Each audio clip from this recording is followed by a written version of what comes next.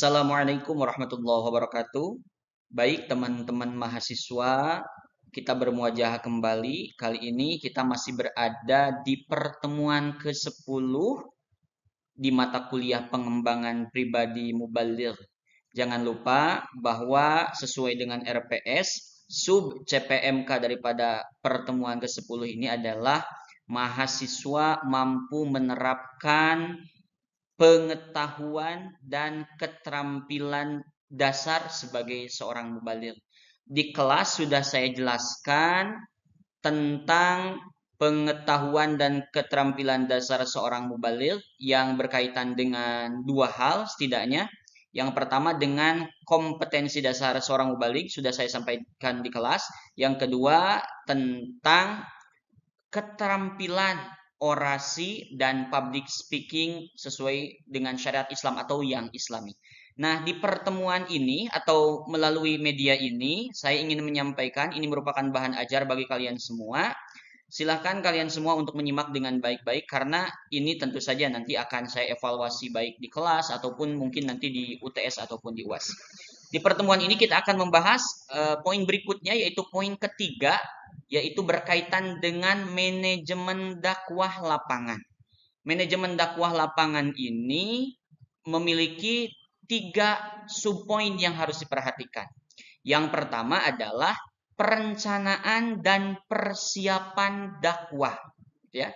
Jadi ketika kita mau melaksanakan aktivitas dakwah sebagai seorang mubaligh atau dai dan daiyah, maka kita harus memanage lapangan. Memanage lapangan ini maksudnya arena dakwah kita, tempat kita berdakwah. Nah, apa yang harus dilakukan? Yang pertama, rencanakan dan persiapkan dakwah itu dengan baik. Merencanakan dan mempersiapkan apa? Materinya direncanakan dan dipersiapkan dengan baik. Termasuk juga kemampuan public speakingnya, termasuk juga kemampuan dari sisi intelektualitasnya. Pokoknya apapun yang harus direncanakan, apapun yang harus dipersiapkan, rencanakan dan persiapkan itu dengan baik. Mungkin teman-teman tidak pernah lupa dengan satu kata-kata yang luar biasa yaitu gagal merencanakan atau gagal merencanakan sama saja dengan merencanakan kegagalan. Yang kedua yaitu identifikasi daripada audiens. Ketika kita melaksanakan aktivitas dakwah atau tablik di lapangan, maka kita harus mengidentifikasi siapa. Nah, di sini saya katakan dalam kurung apakah itu anak muda ataupun ibu-ibu ataupun masyarakat yang lainnya, lapisan masyarakat yang lainnya, kita harus mengidentifikasi itu untuk apa? Supaya pendekatan ketika kita melaksanakan aktivitas dakwah itu tepat gitu ya. Jangan sampai kita menggunakan pendekatan yang untuk ibu-ibu ternyata audiensnya anak-anak. Menggunakan pendekatan untuk anak muda ternyata audiensnya ibu-ibu. Maka perlu diidentifikasi siapa yang menjadi mad'u kita atau audiens kita sehingga kita bisa menggunakan pendekatan yang tepat dalam rangka melaksanakan aktivitas dakwah. Dan ini tentu saja masuk ke dalam bagian yang poin pertama, perencanaan dan persiapan aktivitas dakwah. Subpoin berikutnya yaitu evaluasi dan tindak lanjut kegiatan dakwah. Tadi kita sudah merencanakan dan mempersiapkan. Kemudian kita mengidentifikasi siapa audiensnya. Nah, setelah selesai, anggaplah sudah selesai gitu ya, aktivitas dakwah itu sudah kita lakukan, kita sebagai seorang mubaligh sudah menyampaikan pesan dakwah, maka harus di akhir gitu ya, kita melaksanakan evaluasi terhadap dakwah yang kita lakukan. Apakah pesan dakwah kita itu sampai atau tidak? Apakah pesan dakwah kita itu berhasil untuk merubah sikap mad'u menjadi lebih baik atau tidak? Dan harus ada tindak lanjutnya. Kira-kira tindak lanjut atau langkah berikutnya apa yang kita lakukan dalam aktivitas dakwah ini. Jadi jangan sampai selesai menyampaikan ditinggal, tidak ada evaluasi, tidak ada tindak lanjut. Jadi di sini kuncinya adalah dakwah itu harus berkesinambungan dan berkelanjutan. Tidak selesai hanya dalam satu kali saja, tapi harus ada evaluasinya. Apakah pesan kita itu sampai atau tidak dan harus ada tindak lanjutnya untuk memastikan bahwa dakwah kita berhasil.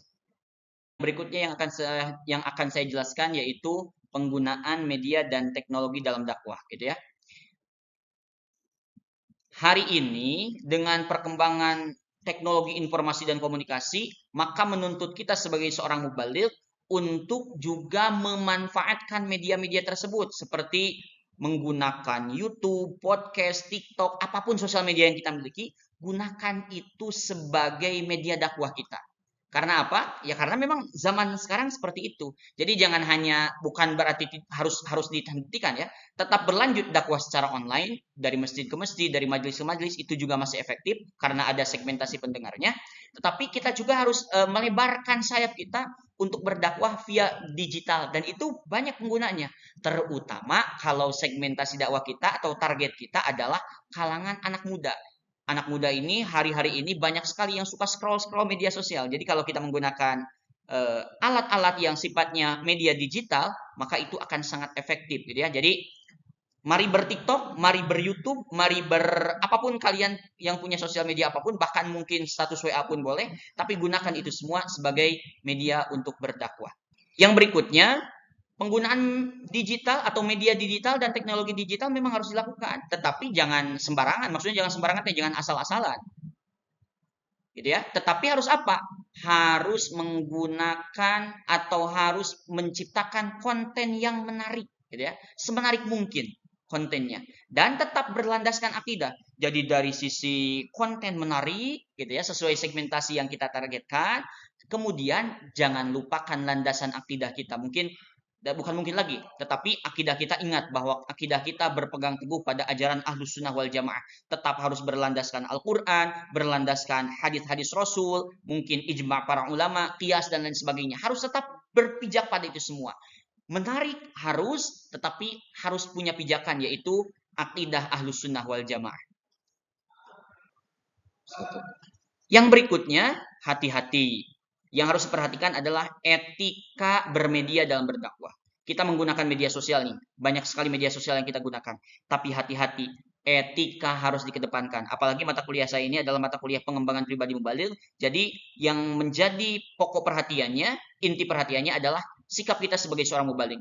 Maka etika ketika kita berdakwah di media sosial, mungkin cara berpakaian, mungkin cara kita berbicara dan sebagainya, hati-hati, itu harus diperhatikan. Tidak boleh ada yang mengejek, tidak boleh ada yang menghina, tidak boleh ada yang memojokkan orang lain, bullying dan sebagainya. Dakwah kita itu mengajak bukan mengejek, merangkul bukan memukul, membina dan bukan menghina.